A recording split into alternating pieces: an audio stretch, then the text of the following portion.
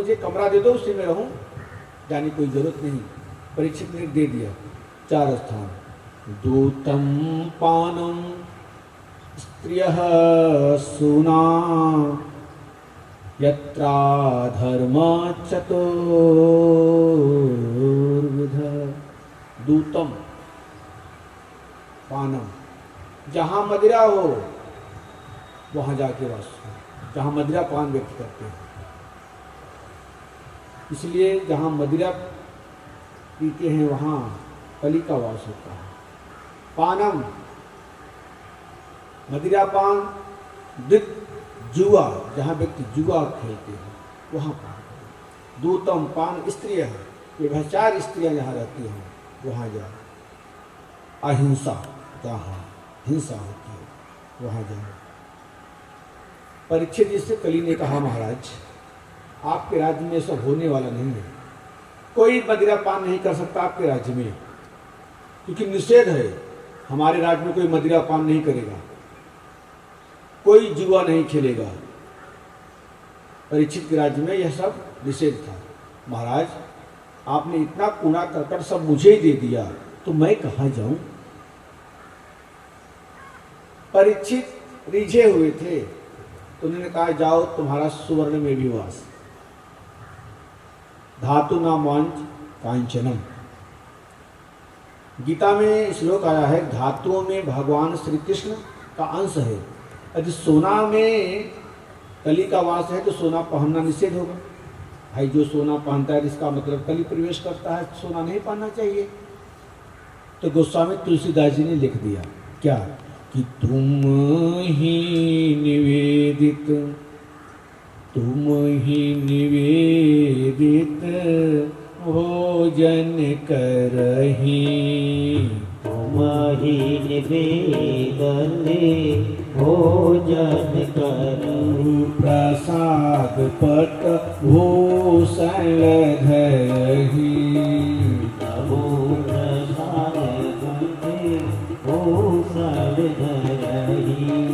तुम ही निवेदित भोजन करही। तुम ही निवेदित भोजन करही।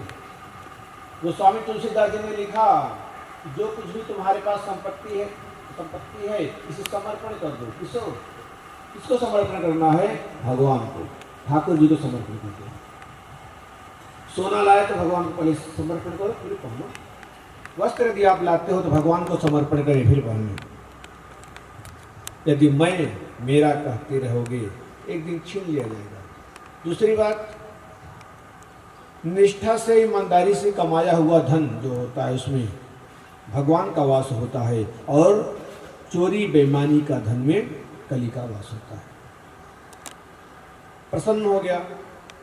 एक दिन परीक्षित जी ने देखा कि हमारे परदादाओं के जमाने का एक सुंदर सा मुकुट रखा हुआ था, और मैं निवेदन करूं वह मुकुट कोई और नहीं किसका था जानते हैं? जरासंध का। भीमसेन के द्वारा जरासंध की मृत्यु हो गई थी, तो उसका मुकुट भीम लेकर आए थे। उसी मुकुट को पहनने और पहन करके गए जो शिकार खेलने के लिए, आज उनकी बुद्धि भ्रष्ट हो गई। उनकी बुद्धि जब भ्रष्ट हुई तो चले गए समीक ऋषि के आश्रम में। भूख लगी, प्यास लगी, तो आवाज देते हैं तो कोई बाहर नहीं निकला। समझ गए कि हम राजा होकर के भी इनके द्वार पे आए हैं और इन्होंने हमारा सम्मान नहीं किया। जब अंदर आश्रम में प्रवेश करते हैं तो समाधि लग गई। समीक ऋषि की समाधि को देख करके उन्हें लगा कि बाबा हमें देख करके बहाना कर रहे हैं, उन्हें कहीं हमें हमारा स्वागत करना चाहिए, हमारा सत्कार करना चाहिए, लेकिन उन्हें लग रहा है कहीं सेवा सत्कार में हमारा आनंद की क्रिया न हो जाए। एक नकली समाधि ले बैठे हैं और कुछ नहीं दिखा तो क्रोध में आकर के मरा हुआ सर्प था वही उठा करके अपने मानसी गले में लपेट दिया और चले गए। यह दृश्य कुछ बालकों ने देखा, जाकर के श्रृंगी ऋषि से कहा, तुम्हें पता है तुम्हारे पिताजी के गले में महाराज परीक्षित आए थे और मरा हुआ सर्प डाल के चले गए। अच्छा, वो बालक क्रोध से भर गया, आग बबूला हो गया। उसने कहा कि जिन इनके पूर्वजों ने संत समाज की हमेशा रक्षा करते थे, और आज देखो इनकी हिम्मत, संत का अपमान कर रहे हैं, हमारे पिताजी का अपमान किया। मैं साफ देता हूं आज के 7वें दिन, इसी 7 दिन के अंदर तक्षक नाग के द्वारा इनकी मृत्यु होगी। इति लंघित मर्यादम तक्षक सप्तमे हनि तदक्षति समाकुलांगारम चोदितो मामा ततद्रुहम। तिलंघित मर्यादम, उन्होंने मर्यादा का उल्लंघन किया है। हे कुलांगार, आज से 7वें दिन तेरी मृत्यु हो जाएगी।